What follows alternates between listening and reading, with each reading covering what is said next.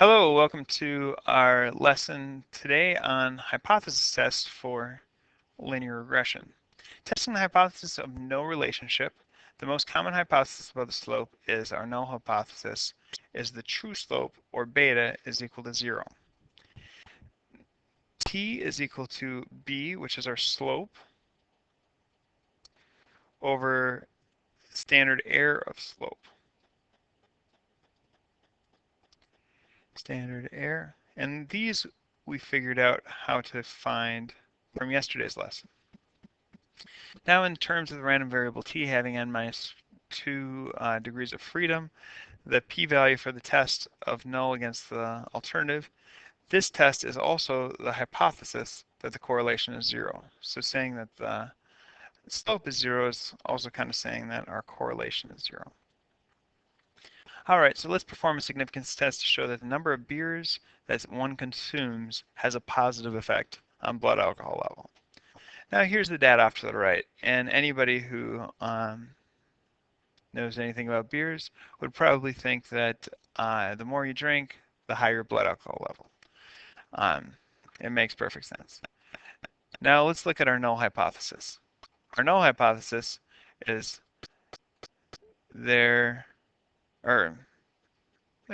we can just write beta is equal to 0, where our alternative hypothesis is that beta is greater than 0 because it has a positive effect on blood alcohol level.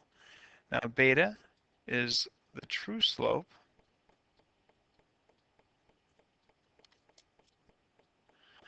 of the regression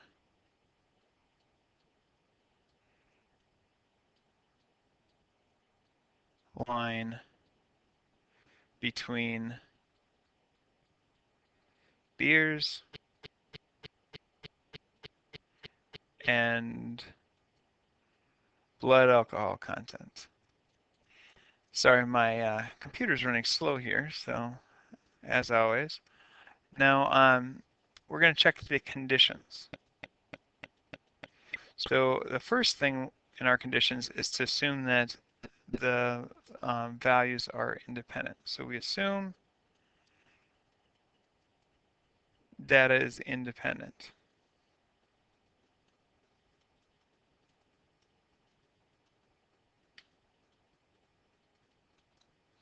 All right. The second second and third conditions deal with the residual plot. So I'll have my L1, L2. I'll have to do a linear regression. I'd like to do 8 with L1, L2. Once I have my linear regression, I can go to my stat plot, turn it on, and do L1 and the residuals, which is number 7. So zoom 9. Oops, something didn't work out.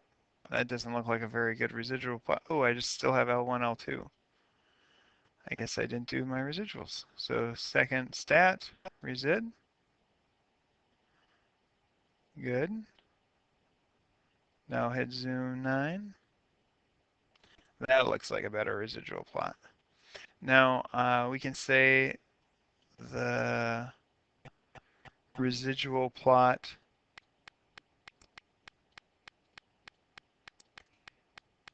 is scattered.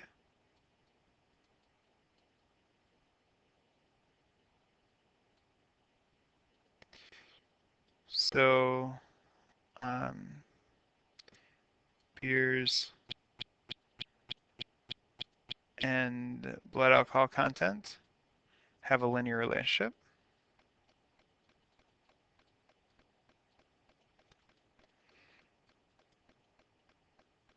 Now we also have to look for fans. Is a standard deviation bigger here or over here? And it looks pretty evenly spread out throughout. So sigma is the same throughout the graph.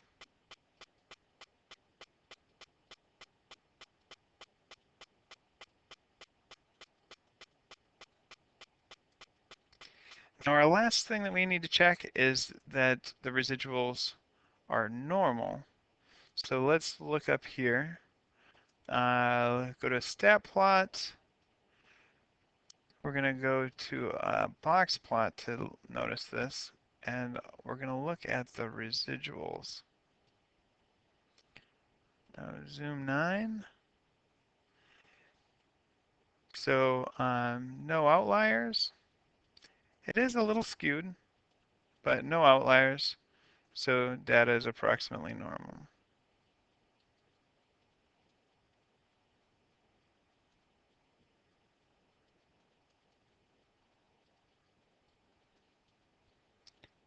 All right. So we have our hypotheses, our conditions. Now let's go to the calculations. Now for the calculations, we can figure out our t, find our p-value doing a t-CDF or using the charts. But there's a nice little feature on our calculator that if we go over to tests, go up to linear regression t-test, hit enter. Our data is in L1, L2, and we want this to be greater than 0.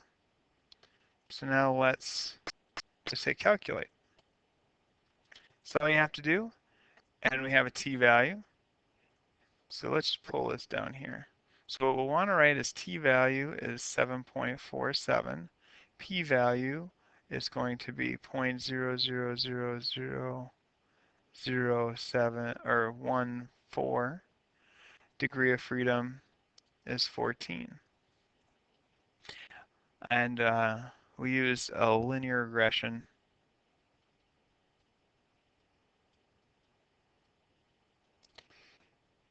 t-test. So now our interpretation.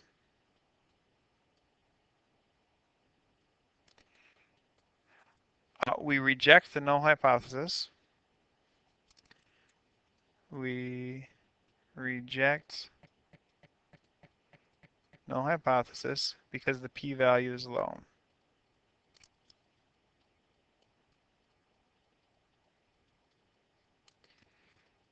So we have evidence that there is a positive relationship between blood alcohol content and beers consumed. I'm just going to type this because this isn't working. So we have evidence that there is a positive relationship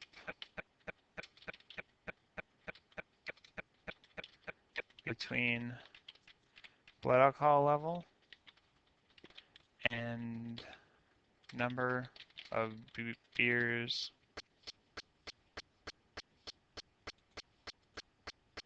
oh, now I'm all over the board here. Number of beers consumed. All right.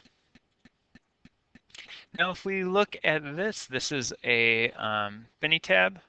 This gives us our equation, and it got that by taking the slope from here, the y-intercept right here. My standard error was this value, and that gave us the t-value, which we got 7.48, and so did they.